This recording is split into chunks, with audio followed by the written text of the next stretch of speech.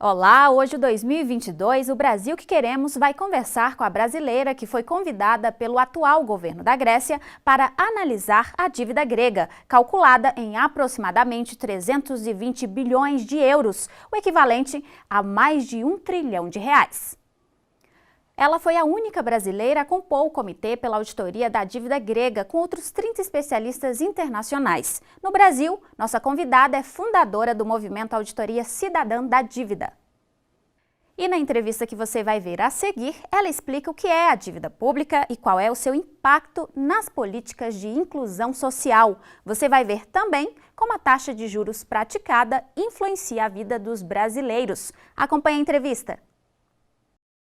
Dentro das atividades do movimento 2022, o Brasil que queremos, hoje vamos ter o prazer de receber Maria Lúcia Fattorelli, que vai conversar com a gente sobre a dívida pública. Maria Lúcia Fattorelli é auditora fiscal aposentada da Receita Federal e é fundadora e coordenadora do movimento Auditoria Cidadã da Dívida. Ela, a convite, participou da auditoria de 2 países, do Equador e da Grécia, e ela é a coordenadora do Grupo de Estudos Socioeconômicos do Movimento 2022, o Brasil que queremos. Muito obrigado, Maria Lúcia, por ter atendido ao nosso convite. Nós vamos conversar sobre dívida pública. E antes de eu fazer a indagação, quero testemunhar minha admiração pelo seu trabalho incansável, tentando trabalhar para que tenhamos um Brasil melhor. A minha primeira indagação seria o que é a dívida pública e onde começa esse problema? Certo. Bom, eu primeiro tenho que agradecer também pela oportunidade, um prazer enorme estar aqui com o senhor, professor Isaac, e participar do Brasil 2022, o Brasil que queremos. Bom, a dívida pública, ela deveria ser um instrumento muito importante para complementar os orçamentos públicos, especialmente no caso de investimentos de grande porte, em que a arrecadação daquele ano não é suficiente para viabilizar. Mas, investigando esse processo, o que é que nós verificamos? A existência do que chamamos de sistema da dívida. O sistema da dívida é a utilização desse instrumento do endividamento público às avessas. Em vez de termos um instrumento que aporta recursos ao orçamento público, nós temos um sistema que funciona como um contínuo e crescente escoadouro de recursos, de tal maneira que as dívidas surgem e crescem sem contrapartida alguma, a partir de mecanismos meramente financeiros. Então, esse problema começou no Brasil há quase 200 anos, quando declaramos a nossa independência. Portugal transferiu uma dívida que ele havia contraído junto à Inglaterra, transferiu somente a dívida, o dinheiro nunca chegou aqui. Esse ciclo atual da dívida, ele vem dos anos 60, 70 para cá, principalmente no final da década de 60, é um processo que primeiro, a dívida externa é que foi um grande problema, explodiu, não é? Até a década de 90. Do Plano Real para cá, houve uma conversão e a dívida interna passou a ser o maior problema. Mas elas andam juntas, então tanto a dívida interna como a dívida externa, esse ciclo atual, começa do final dos anos 60 para cá. E vem se agravando continuamente. A dívida pública é um negócio correto? Então, deveria ser, né, professor? Deveria ser este instrumento de financiamento do Estado. Mas na medida em que funciona como esse sistema, que escoa os recursos públicos, ele passa a ser um grande negócio para o sistema financeiro. É preciso dar alguns exemplos para que as pessoas entendam, né, de que a gente está falando. Por exemplo, 1 trilhão da nossa dívida interna, olha, 1 trilhão, nós estamos falando de cerca de 1/5 do PIB brasileiro. 1 trilhão corresponde a uma operação que o Banco Central faz, que na prática corresponde à remuneração de toda a sobra de caixa dos bancos. Veja bem, essa operação, ela retira o que o Banco Central considera um excesso de moeda, mas que não é excesso, é simplesmente o recurso que sobra no caixa dos bancos, porque eles querem juros altos demais, a população não tem condição de acessar esses empréstimos com taxas de juros de 200%, 400% ao ano que eles querem receber nos juros de mercado. Então, sobra. E está sobrando 1 trilhão, professor. Esse 1 trilhão, o Banco Central recolhe nas chamadas operações de mercado aberto e remunera diariamente. O custo disso para o Brasil em 2015, nós estimamos em 200 bilhões de reais. Estimamos, porque não há devida transparência. E isso provoca um dano enorme à economia do país, porque provoca uma escassez de moeda. Esse 1 trilhão esterilizado no Banco Central, imagine o que aconteceria se esse 1 trilhão estivesse no caixa dos bancos. Os bancos teriam que se esforçar para emprestar esse dinheiro e teriam que reduzir os juros. E quantos negócios seriam viabilizados no país se os juros fossem mais baixos?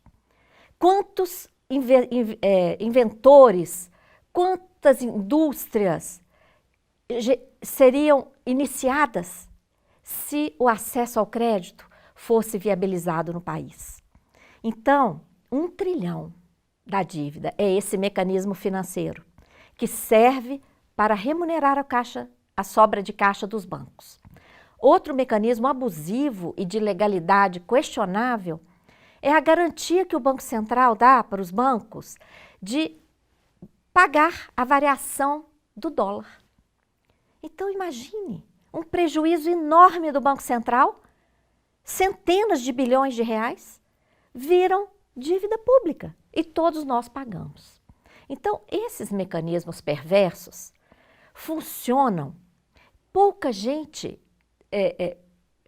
percebe isso, e isso faz aumentar a dívida, e depois de criada a dívida, aí já vem juros, encargos e todo o sacrifício para pagar, porque dívida é considerada uma prioridade. Quem são os beneficiários desse esquema? Invariavelmente é o setor financeiro, nacional e internacional. Agora, aqui no Brasil, nós não sabemos os nomes. Nós não sabemos quem são os nossos credores, quem é que está se beneficiando disso. A gente só sabe por setor.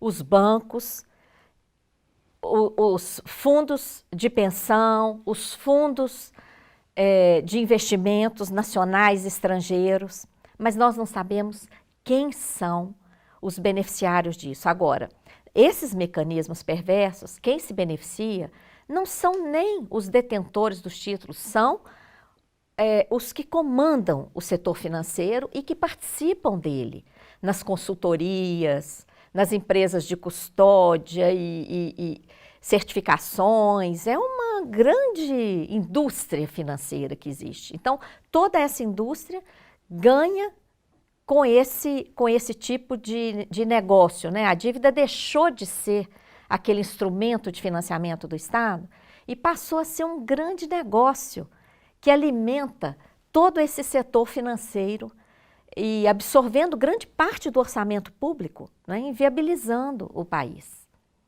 E por que o Banco Central não revela quem são os detentores dessa dívida pública? Então, isso é uma tremenda distorção. Primeiro porque a nossa Constituição exige a transparência de todas as operações públicas, não é? O Banco Central considera essas operações com a dívida sigilosas, o que é um absurdo, porque a dívida é pública, é paga pelo povo, não é? Então, nós temos o direito de saber, minimamente, para quem devemos, não é? E não sabemos. Nós sabemos por setores, bancos e etc. Realmente a gente tem uma transparência relativa, né? Se a gente acessar o site do Senado dos Estados Unidos, nós podemos saber o salário de cada membro, cada funcionário desse Senado. A mesma coisa no Brasil, né? E deveria ser transparente, nós deveríamos ter essa resposta a essa pergunta. Eu acho que nós precisamos sair dessa transparência relativa para uma transparência total. Com certeza. Agora, qual a relação entre a dívida pública e o ajuste fiscal tão falado nos dias de hoje? A relação é direta. O que é o ajuste fiscal? É todo o sacrifício que se faz para cortar em todos os gastos e investimentos públicos, saúde, educação, assistência, investimentos em tecnologia, em agricultura, em todas as áreas do país. Corta tudo isso, é feito um contingenciamento geral. Além disso, vende-se patrimônio público por meio das privatizações e concessões. Aplicam-se contra-reformas que retiram direitos, como a da Previdência e etc. Tudo isso é o chamado ajuste fiscal. E para que todo esse sacrifício? Para que sobrem recursos para pagar mais dívida pública. Nós estamos nesse momento diante de uma proposta de emenda constitucional, a emenda 241 de 2016, que pretende acirrar esse ajuste fiscal, colocando um congelamento que vai durar 20 anos. Para quê? Para garantir recursos para a dívida pública e para um outro esquema, mais grave ainda, recente, que nós estamos denunciando, que utiliza as tais empresas estatais não dependentes. Um esquema muito parecido com o esquema que quebrou a Grécia, professor.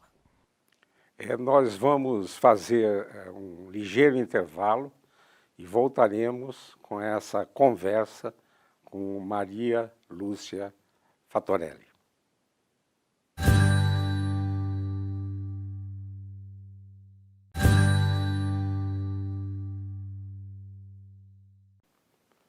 Voltamos com essa importante e interessante conversa com Maria Lúcia Fattorelli, esmiuçando a dívida pública do nosso querido Brasil.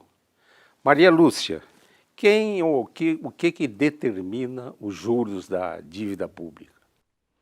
Olha, no Brasil, quem estabelece a taxa básica de juros, a chamada Selic, é o Copom. O que é o Copom? Um comitê de política monetária.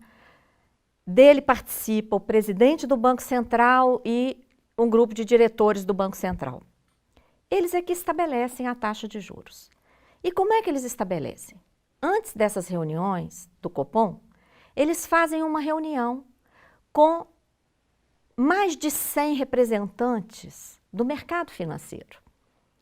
Participa um ou outro do setor produtivo. Mais de 99% são representantes do mercado financeiro.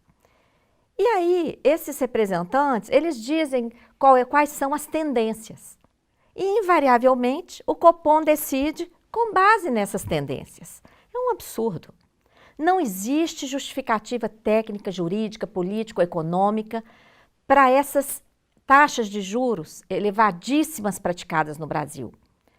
As taxas de juros praticadas aqui são as maiores do planeta.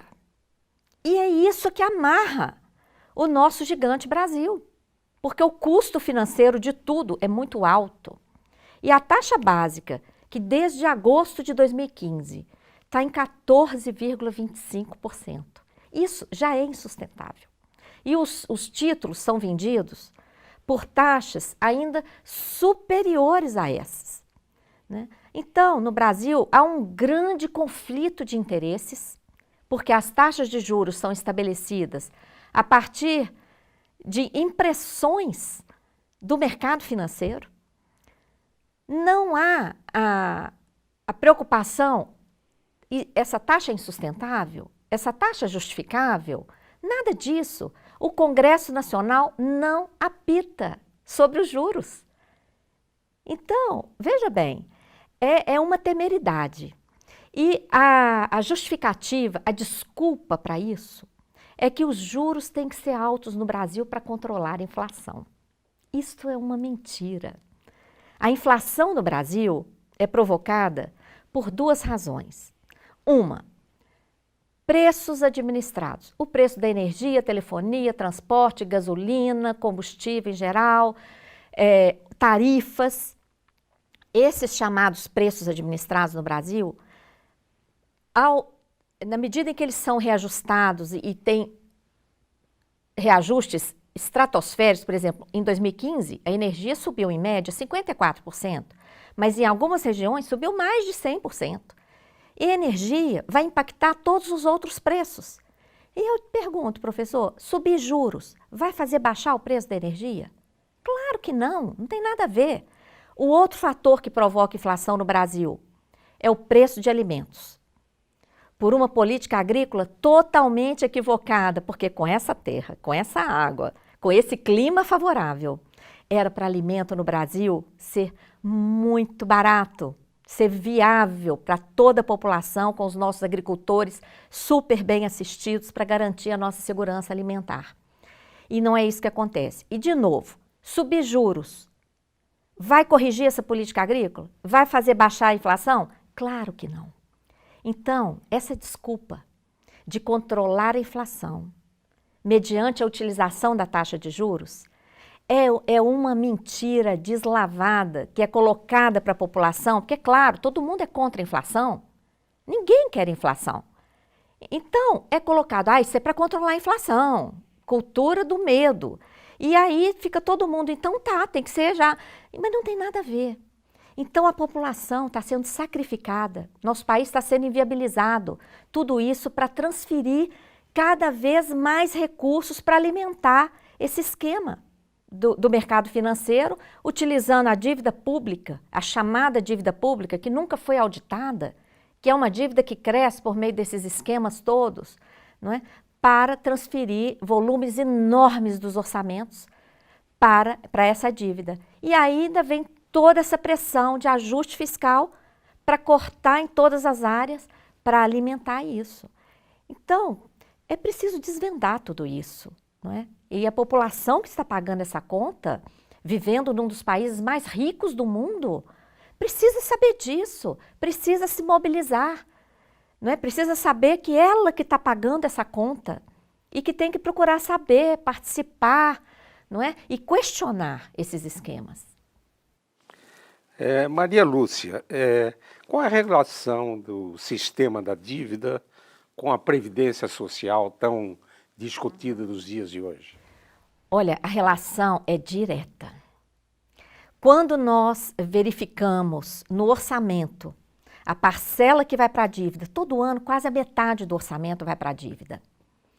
A segunda maior destinação de recursos é a Previdência.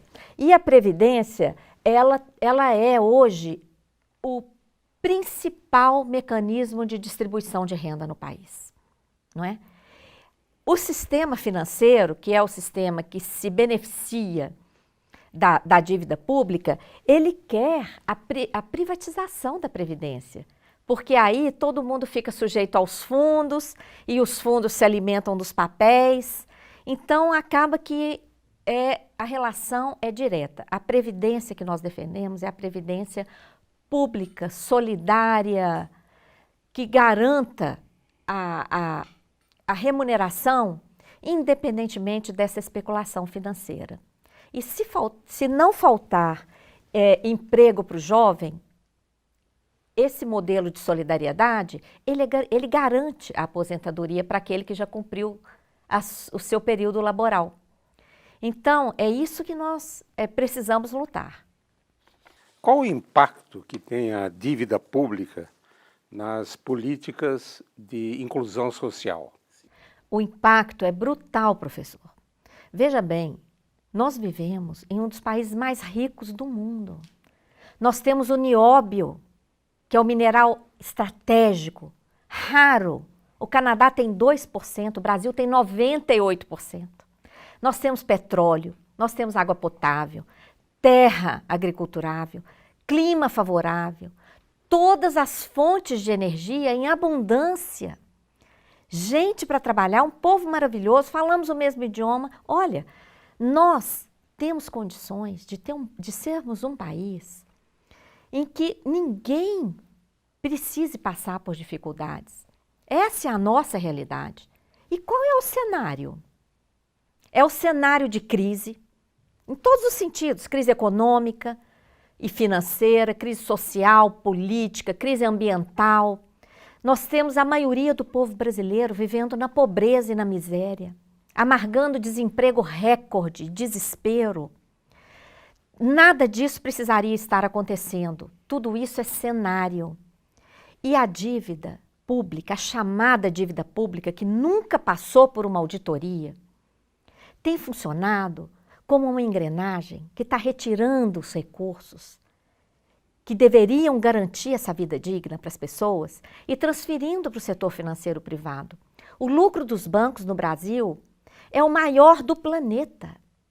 Em 2015, que foi um ano em que nós tivemos queda em toda a economia real, a indústria, nós tivemos desindustrialização, queda no comércio, desemprego, arroxo salarial, o PIB do país encolheu quase 4%. O lucro dos bancos, professor, aumentou mais de 20%. Em 2014 já tinha sido um escândalo, já tinha sido mais de 80 bilhões de reais em um ano. Em 2015 foi 97 bilhões e teria sido muito maior, porque os bancos fizeram uma reserva para fazer face a créditos duvidosos. Eles fizeram uma reserva de 183,7 bilhões de reais. Se eles não tivessem feito essa reserva, o lucro deles teria sido 300% superior ao de 2014. Então, olha, não existe mágica. É evidente que está havendo uma transferência brutal de recursos para o sistema financeiro e sacrificando todas as políticas sociais, entendeu? Sacrificando a saúde, a educação, e eles não estão contentes com isso, querem mais. Olha aí a PEC 241, acabaram de ser aprovadas outras PECs para aumentar a desvinculação das receitas da União, as receitas vinculadas à Seguridade Social. Acabou de ser aprovada uma emenda que passa essa desvinculação de 20% para 30% na União e cria também essa desvinculação no âmbito dos estados e municípios. E outros esquemas, como o que eu comentava anteriormente, que utiliza empresas estatais não dependentes. Um esquema gravíssimo e infame, porque justamente quando aceleramos aí as privatizações das empresas úteis, estratégicas e lucrativas, estão sendo criadas empresas estatais para emitir papéis financeiros, vendendo esses papéis financeiros com desconto brutal e juros estratosféricos. É o esquema que quebrou a Grécia, professor, e que está entrando aqui no Brasil. Nesse sentido, a sua experiência na auditoria da dívida da Grécia, que lição a gente pode tomar dessa experiência da Grécia? Olha, uma lição muito forte. Eu tive a honra de ter sido convidada para participar dessa auditoria, mas foi uma das experiências mais intensas da minha vida, porque eu vi um país massacrado, com ruas inteiras de estabelecimentos fechados, pessoas se suicidando em praça pública, porque o fundo quebrou. E eles não tinham mais aposentadoria, não tinham mais pensão, não tinham como viver. Jovens desempregados, com família, com filhos crianças sem ter como sustentar suas famílias. E o nosso trabalho de auditoria provou que a Grécia não recebeu €1. O crescimento brutal do endividamento grego decorreu desse mecanismo financeiro parecido com esse que está entrando aqui no Brasil com essas empresas estatais não dependentes. Uma experiência intensa, grave, que nós temos que olhar e realmente aprender para não deixar esse processo aprofundar aqui no Brasil. E para isso vai depender de todo mundo. Vai depender das pessoas enxergarem a gravidade que está por trás desse sistema da dívida, que tem sido o nó que amarra o Brasil, tem sido a engrenagem que sangra os nossos recursos e que impede a vida digna no nosso país. Por isso a gente briga por uma auditoria. A auditoria é a ferramenta que vai jogar luz sobre esse processo e revelar tudo isso. Estamos chegando já ao final da nossa entrevista e essa metáfora do sangramento, né, é importante. Se temos um sangramento causado pela dívida pública, nós precisamos estancar esse sangramento, porque o país não pode morrer. O nosso povo tem direito a ser um povo feliz. E essas conversas que temos tido no movimento 2022, o Brasil que queremos, aponta para essa vocação, esse sentido, esse caminho. Queria, Maria Lúcia, agradecer muito a sua participação nessa conversa e conte com todos nós, principalmente os jovens que precisam se mobilizar para que possamos ter um Brasil melhor. Nos veremos numa próxima oportunidade. Você acabou de assistir uma entrevista com a fundadora do movimento Auditoria Cidadã da Dívida, Maria Lúcia Fattorelli, sobre a dívida pública brasileira. Este programa já está disponível no canal da TV Suprem no YouTube e no site do movimento Brasil que Queremos. Se você quiser fazer perguntas para a Fattorelli ou quiser conhecer melhor o trabalho da Auditoria Cidadã da Dívida, acesse o site www.auditoriacidadã.org.br. E por hoje é só. Até mais!